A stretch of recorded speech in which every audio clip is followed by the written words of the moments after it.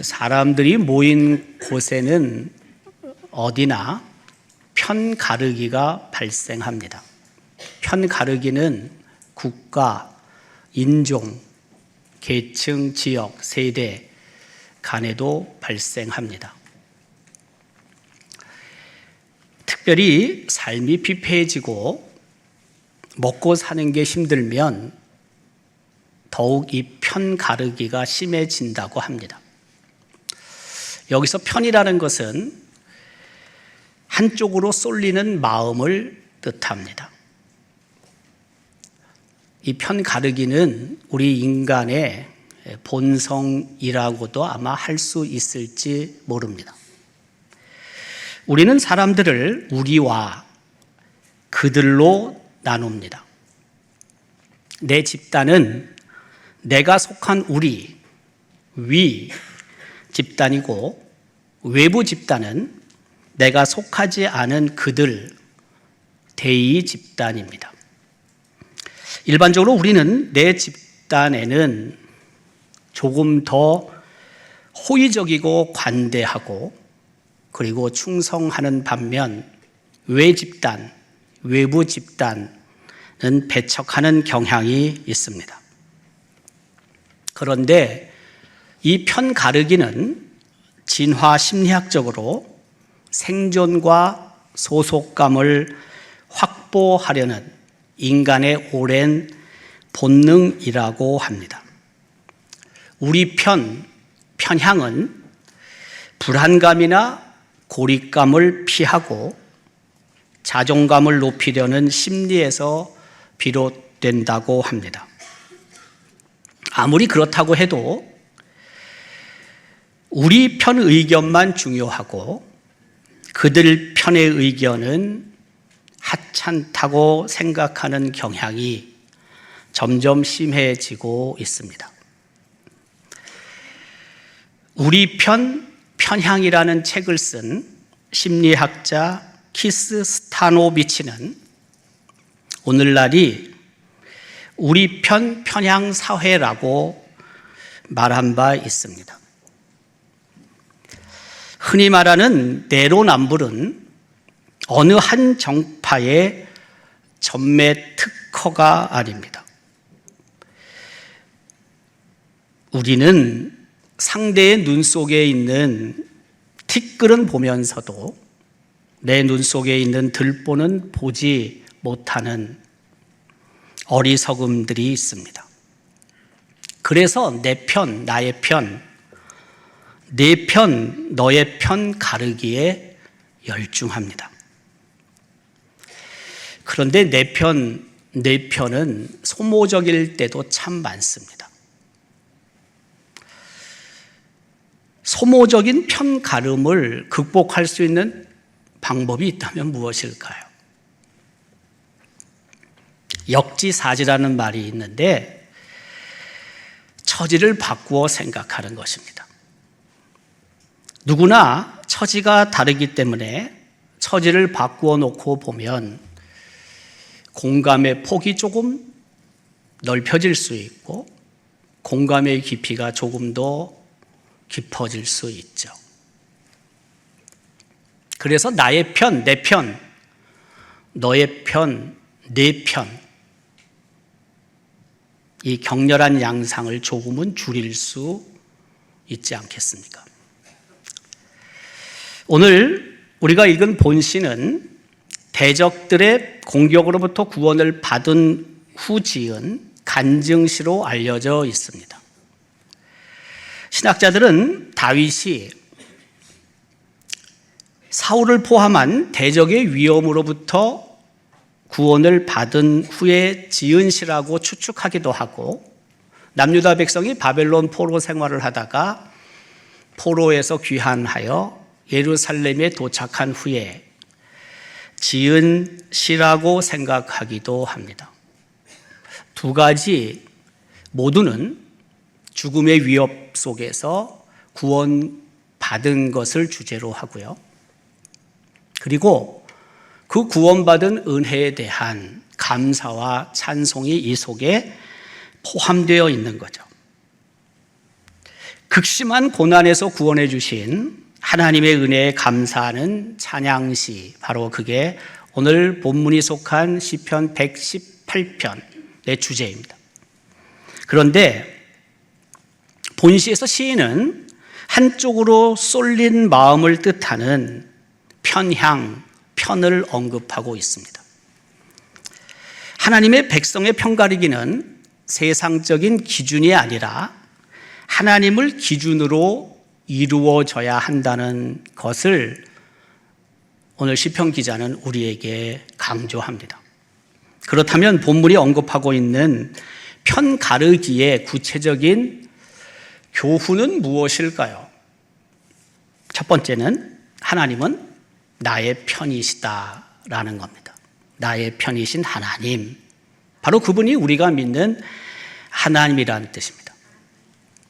살다 보면 사람들로부터 외면당할 때가 있습니다. 가까운 주위 사람들조차 등을 돌릴 때가 있습니다. 그래서 모든 것을 포기하고 싶은 마음이 들 때가 있습니다. 세상이 등을 돌려도 내 편이 되어 끝까지 나를 믿어주고 묵묵히 곁을 지켜주는 나의 편이 있을 때 얼마나 큰 힘이 되는지 모릅니다. 그래서 아마 사람들은 내 편, 나의 편을 만드는 경향이 있는지도 모릅니다. 여러분 주변에 지금 나를 무너뜨리려고 애쓰는 사람이 혹 있습니까? 아니면 나를 일으켜 세워주려고 하는 사람이 보입니까? 내 편을 드는 사람이 많으면 많을수록 좋겠지만, 그러나 단 몇 명만이라도 있다면 우리 인생을 살아갈 때 얼마나 위로가 되는지 모릅니다. 더욱이 하나님이 나의 편, 내 편이시라면 말할 나위도 없습니다. 시인은 하나님께서 나의 편, 내 편이라고 분명하게 고백합니다. 6절은 이렇게 시작하죠. 여호와는 내 편이시라. 하나님은 내 편이시다. 이 세상을 만드신 하나님, 이 세상을 통치하시는 하나님이 나의 편이시다 라고 시인은 고백합니다. 우선 내 편이신 하나님은 나의 부르짖음에 응답하시는 분이십니다. 본문 5절은 이렇게 기록합니다. 내가 고통 중에 여호와께 부르짖었더니 여호와께서 응답하시고, 부르짖다는 것은 간절히 기도하다는 뜻입니다. 내가 고난을 받을 때에 내 편이신 하나님께 간절히 기도했더니 하나님께서 응답해 주셨다. 또한 내 편이신 하나님은 나를 넓은 곳에 세워주셨다고 본문 5절 끝에 또 고백합니다. 나를 넓은 곳에 세우셨도다. 현대인 성경은 이것을 이렇게 번역했습니다. 나를 자유롭게 하셨다. 나를 자유롭게 하셨다. 넓은 곳에 세우셨다. 이것을 자유롭게 하셨다라고 번역을 했습니다. 다시 말하면 넓은 곳에 세우시다라는 것은 자유를 주시다라는 뜻입니다. 하나님이 내 편이시기 때문에 이전에는 대적의 위협 속에서 여기도 제대로 가지 못하고 간다 할지라도 그렇게 머물 수도 없었는데 이제는 그렇지 않다는 것입니다. 하나님이 내 편이시기 때문에 나는 자유롭게 어디든 갈 수 있다는 겁니다. 뿐만이 아니라 간 곳에서도 좀 더 오래 머물 수 있게 되었다는 뜻입니다. 또한 시인의 부르짖음에 응답하신 하나님은 두려움을 몰아내시는 분이십니다. 6절을 이렇게 기록하죠. 여호와는 내 편이시라. 내가 두려워하지 아니하리니 사람이 내게 어찌할까. 더 이상 사람들이 나를 해할 수 없다는 것입니다. 그래서 나는 두려워할 이유가 없다는 것입니다. 하나님이 내 편이시기에, 그 내 편이신 하나님이 내 옆에 계시기 때문에, 나를 보호하고 계시기 때문에 두려워할 이유가 하나도 없다라고 시인은 말하고 있는 거죠. 뿐만이 아니라 내 편이신 하나님은 시인을 돕는 분이십니다. 7절입니다. 여호와께서 내 편이 되사 나를 돕는 자들 중에 계시니 그러므로 나를 미워하는 자들에게 보응하시는 것을 내가 보리로다. 내 편이신 하나님은 나를 도우시는 분이십니다. 어떤 모양으로든지 나를 도우시는 분이십니다. 진짜 내 편인 사람은 나의 모자란 부분을 탓하기보다는 감싸주고 그 부분을 보완할 수 있도록 돕는 사람이죠. 하나님이 바로 그런 분이시라 이거예요. 하나님이 내 편이시기에 나의 부족한 것들을 메꾸시고 그리고 보태셔서 도와주셔서 보다 완성된 모습으로 나아갈 수 있게 하시는 분이라는 거예요. 요셉은 구약 성경에서 예수님의 모형과도 같은 인물입니다. 그는 아버지 야곱의 사랑을 받았습니다. 그의 형들이 10명이 있었잖아요. 그런데 형들 10명은 모두 요셉을 미워했습니다. 형들 가운데 요셉 편이 없었습니다. 요셉은 형들로부터 왕따를 당하죠. 그리고 인신매매를 당합니다. 노예로 애굽으로 팔려오게 되죠. 요셉은 애굽에서 종의 신분으로 성실하게 삽니다. 그 결과 주인으로부터 인정을 받았습니다.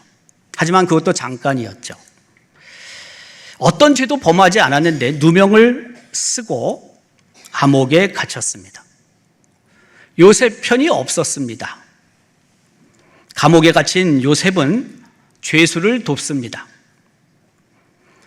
감옥에서 도움을 받은 사람들 가운데 고마움을 표현하고 석방이 되면 요셉을 돕겠다고 약속은 했지만 요셉은 잊혀진 존재가 됩니다. 요셉은 내 편이 없는 가시밭길 형극의 세월을 보냈습니다. 요셉은 인생이 거기서 끝나는 것으로 생각했는지도 모릅니다. 그러나 사람들은 요셉을 잊고 있었고 요셉 편이 아니었지만 하나님은 요셉의 편이셨습니다. 결국 요셉은 고달픈 세월을 보내고 애굽의 총리가 됩니다. 세상에 아무도 내 편이 없는 것 같은 생각이 들 때가 있습니다. 끝까지 내 편이 되어줄 사람이 여러분에게 있습니까? 그렇게 자신 있게 말할 수 있는 사람이 있습니까? 누군가가 내 편이 되어준다는 것은 어떤 면에서는 그의 말에 무조건 동의한다는 것은 아닙니다. 그의 처지를 이해하고 받아준다는 뜻이 강합니다. 그가 옳아서가 아니라 그가 소중하기 때문에 그의 편에 서는 것입니다. 인생에서 내 편이 되어주는 사람이 정말 필요하죠. 혼자 있다고 생각이 들 때 이렇게 말해주는 내 편에 서 있는 사람이 여러분에게 있습니까? 잘했다, 힘내라, 사랑한다. 오해를 받아 내 곁에 아무도 없는 듯 느껴질 때 이렇게 말해주는 내 편이 있습니까? 내 곁에 우리가 있단다. 잘못해서 사람들 앞에 나서지 못하고 있을 때 괜찮다, 다시 일어서면 돼 라고 말해주는 내 편인 사람이 있습니까? 내가 아무리 부족해도 하나님은 내 편이시라고 본문은 말씀하고 있습니다. 특히 하나님의 백성은 세상에 내 편이 없다고 생각이 될 때 하나님이 내 편이라는 사실을 잊어서는 안 됩니다. 수만 명의 사람이 내 편이라 하더라도 한 분 하나님이 내 편보다 못합니다. 어렵고 힘든 때일수록 내 기도에 응답하시고 자유를 주시는 하나님이 내 편이라는 사실을 기억해야 할 이유가 바로 여기에 있는 것입니다. 아무도 내 편이 되어주지 않아서 낙심과 절망이 찾아올수록 두려움을 몰아내시고 도우시는 하나님이 내 편이라는 사실을 잊지 말고 더욱 하나님을 의지하며 살 수 있기를 주님의 이름으로 기원합니다.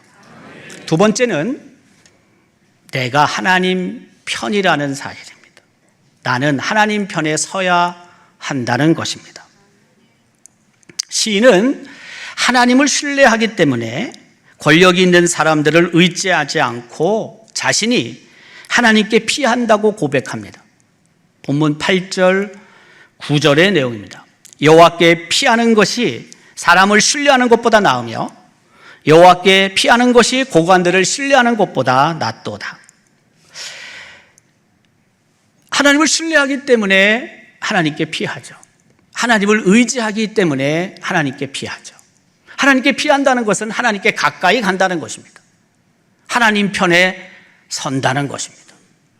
하나님을 신뢰하는 사람은, 하나님을 의지하는 사람은 하나님께 피하고 하나님 편에 서 있는 사람이다라고 말할 수 있다는 것입니다.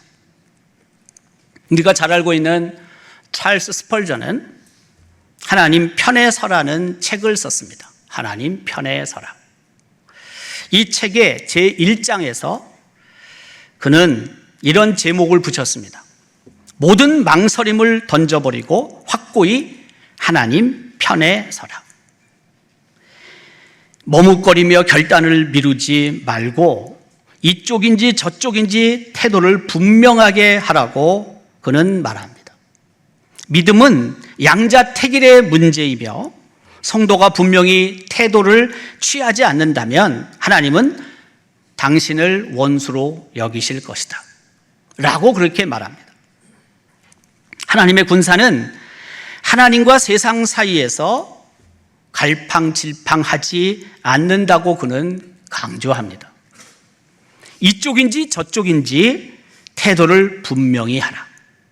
하나님의 군사가 될 것인가 세상의 종로도 탈 것인가 분명히 하라. 지금 즉시 그 위험한 자리를 떠나 하나님 편에 서라. 머뭇거리며 결단을 미루는 것은 생명의 멸류관을 거부하는 것이다. 스펄전의 말입니다. 하나님 편에 서라는 책에서 그는 말합니다. 사실 우리가 하나님 편에 서지 않으면 하나님 반대편에 설 수밖에 없습니다. 하나님은 중간지대, 회색지대를 만드신 적이 없기 때문입니다. 우리가 정직하지 않으면 부정직하게 사는 겁니다. 순결하지 않으면 더럽게 사는 겁니다. 하나님 편이 아니면 하나님을 대적할 수밖에 없는 겁니다. 이런저런 말로 미화해도 하나님께서 우리에게 요구하시는 것은 순결 그 자체입니다. 정직 그 자체입니다. 믿음 그 자체입니다. 믿음의 삶을 살지 않으면 불신앙의 삶을 사는 겁니다. 그런 말이 있지 않습니까? 99% 믿고 1% 믿지 않는 것은 믿음이 아니다. 둘 중에 하나입니다. 우리가 선택할 수 있는 것은 하나님 편에 서든지 아니면 세상 편에 서든지 둘 중에 하나라는 것입니다. 오늘날 사람들은 중간지대에 머물러 있기를 좋아합니다. 그래서 내 자신에게 유리하면 이쪽으로 가는 겁니다. 이쪽이 유리하면 또 이쪽으로 가는 겁니다. 할 수만 있다면 양쪽을 다 취하려고 합니다.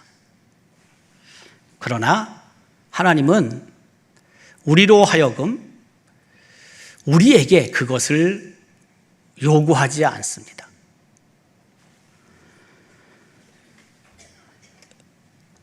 우리의 편인지, 세상의 편인지, 사람의 편인지, 하나님의 편인지 분명하게 하라는 것이 하나님의 뜻입니다. 아무리 우리가 불리한 상황에 놓인다 할지라도 하나님께서는 당신 편에 서기를 원하고 계신다는 것을 우리는 기억하며 살아야 합니다. 다윗이 죽을 날이 임박했을 때 아들 솔로몬을 부릅니다. 그리고 유언합니다. 유언의 내용은 단순합니다. 하나님 편에 서라는 것입니다. 내가 이제 세상 모든 사람이 가는 길로 가게 되었다. 죽는다는 것입니다.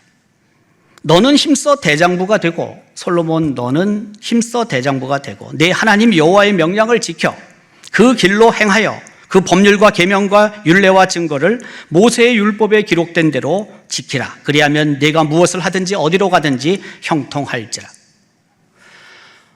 다윗은 아들 솔로몬에게 분명하게 말합니다. 하나님 편에 서면 내가 어디로 가든지 무엇을 하든지 하나님께서 형통하게 하실 것이다. 따라서 너는 하나님 편에 반드시 서야 한다. 그렇게 다윗은 아들 솔로몬에게 유언으로 남겼습니다.